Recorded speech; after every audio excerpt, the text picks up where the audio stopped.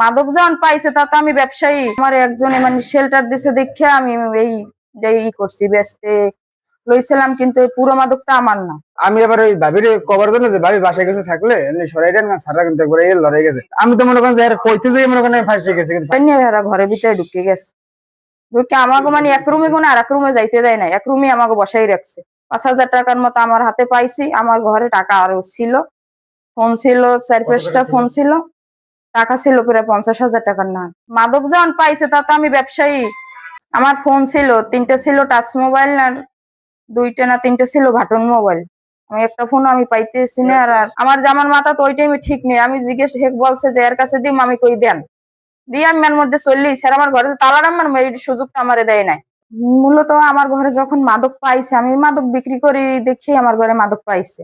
আমার হাজবেন্ডের জেলে, আমার তো এক পত্নী নিয়ে চলা লাগবো, আমার একটা বাচ্চা আছে। এই আমার একজনে মানে শেল্টার দিছে দেখে আমি এই করছি, বেচতে লইছিলাম, কিন্তু এই পুরো মাদকটা আমার না। আমার হয়েছে ওই জায়গায় যে আধা কেজি আমার, আর 1 কেজি হয়েছে মানুষের। ওই জায়গায় কিছু পোলাপান লড়াইছে, লড়াবার পরে তারপরে কি এরা চলে আসছে। চলে আসার পরে আমি আবার ওই ভাবির কভার জন্য যে ভাবি বাসায় কিছু থাকলে এমনি সরাই দেন না, সারা কিন্তু একবার এই লড়াই গেছে। ওই বাসায় ঢুকে আমি বাইরে যাই না, এর ভিতরে আবার হেরা আর কি হামলা করে দিতেছে। আমি তো মনে করেন যে কইতে যাই মনে করেন ফাঁসে গেছে, কিন্তু ফাঁসে যাওয়ার পরে আমার দ্বারা যা জানলে মোবাইল টোবাইল যে জায়গায় টাকা পয়সা ছিল পকেটে সারা রাত দিছে, হাত দিয়ে পকেট দিয়ে টাকা পয়সা মোবাইল টোবাইল দিয়ে জানলে সবাই এনেছে। আমার বিকাশ নগদে টাকা ছিল অনেক, ফোন টোন কোনো কিছুই স্যার আমি পাইনি।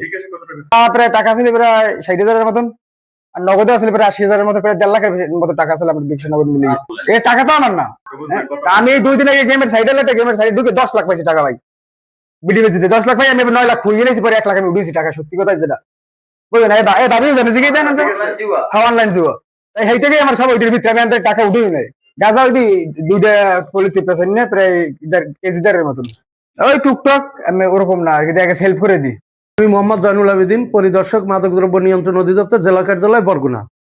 আজকে একটি গোপন সংবাদের ভিত্তিতে আমি আমার বিভাগীয় স্টাফ সহ একটি রেডিং টিম গঠন করে কুমড়াখালী নতুন আবাসন স্থলে 43 নম্বর ঘরে রেড করি।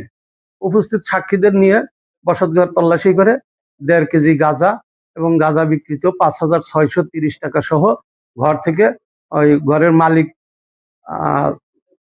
সাথী আক্তার রুবি এবং ওই ঘরে তার খালাতো ভাই হাসিব শিকদারকে গ্রেপ্তার করি। তাদের বিরুদ্ধে মামলা দায়েরের প্রসেসিং চলছে।